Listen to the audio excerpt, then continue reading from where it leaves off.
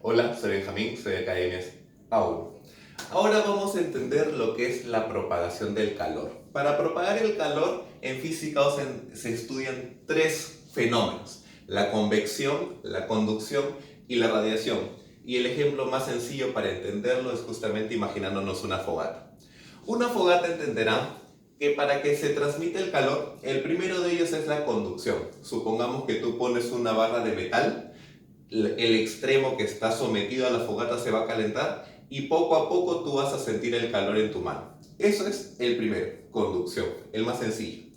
Convección es necesitamos un fluido que de alguna manera transporte el calor. Entonces colocar tu mano por encima, porque tú sabes que el aire caliente sube, porque es menos denso que el aire frío. Entonces constantemente vas a tener un transporte del calor que genera la fogata hacia tus manos, justamente por ese movimiento del aire caliente.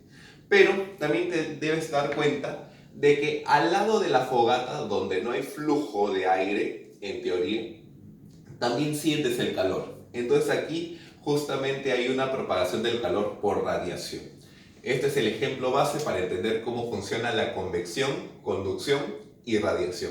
Ahora nos vamos con las fórmulas necesarias. Para la conducción del calor entenderán que se necesitan dos temperaturas, una temperatura caliente y una temperatura fría, donde el calor va a fluir lógicamente de la temperatura caliente hacia la temperatura fría. El bloque o la barra va a tener un área transversal A y una longitud L. Dicho esto, la fórmula del calor que se transmite, además de ser de la diferencial del calor por la diferencial de tiempo, es K, que es el constante de conductividad, coeficiente de conductividad, el A, el área transversal, que debe estar en metros cuadrados.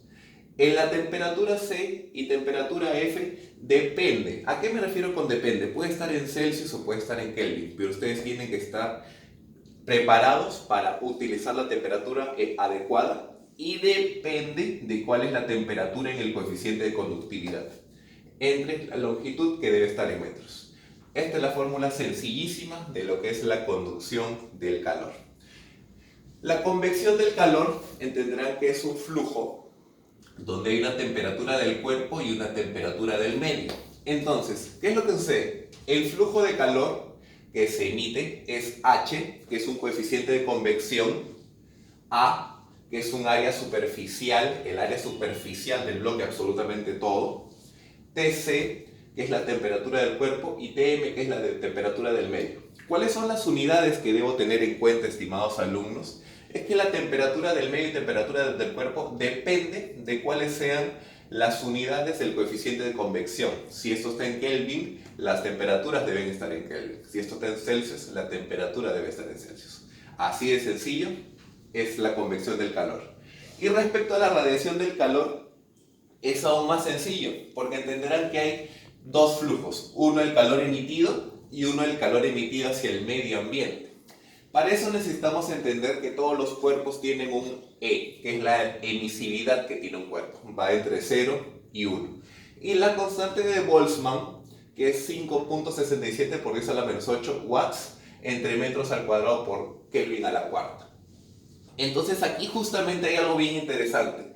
Esto ya está en Kelvin, entonces absolutamente todas las fórmulas que nosotros hagamos de radiación sí o sí deben estar en Kelvin, porque la constante de Boltzmann ya está en Kelvin, diferencia de cómo nos den el coeficiente de convección y el coeficiente de conducción.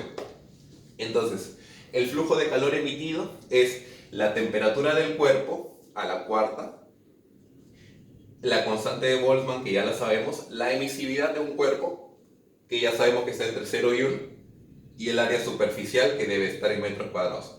¿Por qué razón tiene que estar en metros al cuadrado? Porque la constante de Boltzmann está en metros al cuadrado.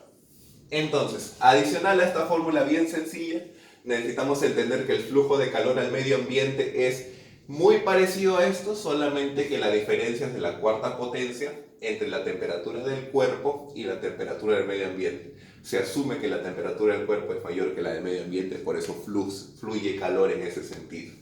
Entonces es exactamente lo mismo. El área en metros al cuadrado por la constante de Boltzmann, la emisividad, que es un número sin unidades, la constante de Boltzmann que está en watts metros al cuadrado Kelvin a la cuarta, y la diferencia, ambas temperaturas tienen que estar en Kelvin, les repito, porque la constante de Boltzmann está en Kelvin. Espero les haya servido.